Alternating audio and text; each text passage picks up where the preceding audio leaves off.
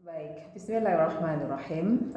Mitra Muslim di seluruh Nusantara yang mungkin juga ada mitra Muslim yang di luar negeri yang sedang menyimak ya. Semoga Allah senantiasa memberikan rahmatnya pada kita, kesehatan lahir batin, akal, budi semuanya ya.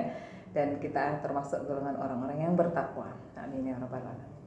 Nah, bicara masalah bijaksana Mbak F itu sebenarnya susah-susah gampang atau gampang-gampang susah dibaliknya.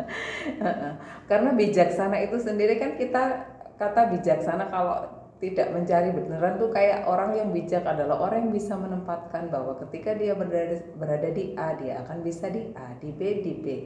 Nah, tapi apa yang melatar belakangi kebijaksanaan itu, apakah dia di usia tertentu pasti otomatis bijaksana atau tidak? Itu saya merenung, kayaknya perjalanan ini saya ngomong tentang diri saya, perjalanan hidup saya selama ini tuh ternyata aku punya fase di mana itu benar-benar yang emosinya meledak-ledak. Kemudian pada fase di usia sekian itu aku mengalami sesuatu yang ini, pada usia sekian Allah harus kasih saya sesuatu yang akhirnya membuat saya oke, nggak bisa berbuat apa-apa kamu. Nah, proses-proses perjalanan itu membuat saya harus sadar diri gitu ya. Dan sekarang yang saya tangani di dunia pendidikan ini adalah segala sesuatu yang ilmunya itu luar biasa, masya Allah gitu. Luas banget. Saya berikan pertanyaan murid saya kepada Mbak V ya. Kemarin, iya, kemarin kami itu berbicara terkait dengan lambang negara. Oh, itu kan berat ya pada kelas 3 SD gitu. Kita hanya bicara masalah lambang negara, kemudian ada sila Pancasila itu ya kita lafalkan bersama. Dan ada satu pertanyaan yang membuat saya harus memutar otak.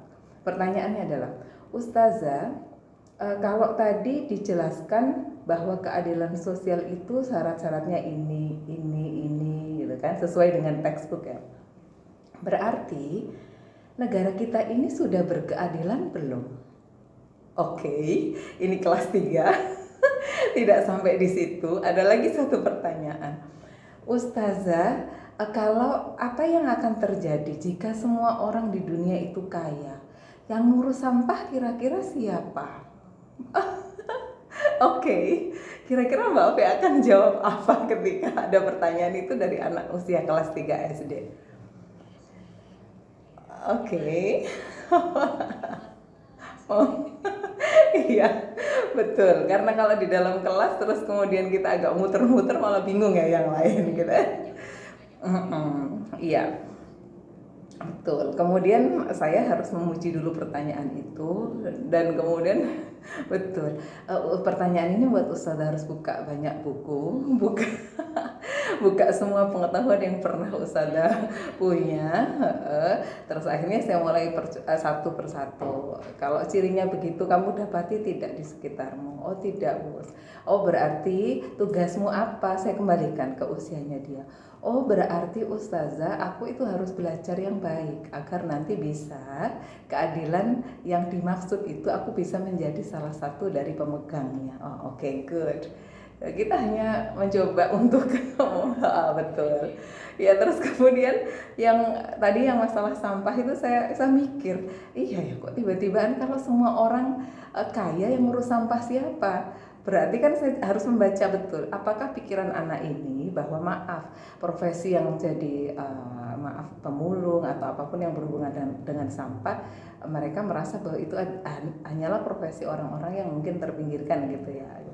Kemudian saya coba balik bertanya, baiklah, kalau orang kaya itu tidak punya kepedulian kesehatannya sendiri, kira-kira dia bisa sehat apa tidak? Tapi iya juga ya Us, kalau dia kaya saja, kemudian dia itu seenaknya sendiri buang sampah, akhirnya nanti kepada dia sendiri akibatnya. Nah, berarti sebentar, Ustazah punya kalimat bijak yang baru saja datang. Saya bilang, tidak perlu menjadi miskin untuk mengurus sampah dan tidak perlu menjadi kaya untuk menjadi orang yang sehat. Saya bilang begitu kan. Oh iya atau dibalik ustazah, tidak perlu menjadi orang kaya agar dia bisa memberikan bayaran kepada orang yang ngurus sampah, dan tidak perlu menjadi orang miskin untuk selalu bisa ngurusin sampah. Wow. Akhirnya diskusi itu menjadi diskusi yang sangat menarik. Kemudian saya pastikan, apakah kalian paham? Iya ngerti karena kan jadi orang baik itu juga tidak selalu orang yang kaya. Orang miskin juga bisa menjadi orang yang baik dan juga sekaligus dia bisa ngurus dirinya, bahkan dia punya kesempatan banyak untuk bisa membantu orang lain. Ya, itu adalah kebahagiaan seorang guru. Dan apakah itu manusianya sendiri yang bisa? Tidak, Allah yang kasih jalan itu untuk menjadikan anak-anak ini belajar dengan baik. Nah, ini yang ya, iya. Kalau saya nggak mau repot gitu, saya bilang itu pertanyaan mah nanti aja dicari jawabannya di SMA, atau nanti tanya sama mamamu sendiri gitu kan. Nah, saya ingat bahwa kata bijaksana, saya buka lagi di KBBI itu ternyata kan ada akal budi di sana. Orang yang bijak pasti bisa, kajiannya lumayan dalam, kemudian dia punya banyak pengetahuan. Maka sesungguhnya pintu kebijaksanaan itu harus dibuka dengan pintu kecerdasan. Dan pintu kecerdasan di dalam satu lembaga pendidikan yang bertanggung jawab adalah para guru. Kalau di lembaga pendidikan, kalau di rumah pintu kecerdasan siapa? Ya mama sama papa, iya gitu. Nah, sehingga kalau pengen kita melihat generasi kita ini menjadi generasi yang bijaksana, kita duluan yang harus belajar untuk bijaksana, buka seluruh pengetahuan kita dulu, baru nanti kita bareng-bareng sama anak-anak itu menjadi orang-orang yang menuju pada kebijaksanaan.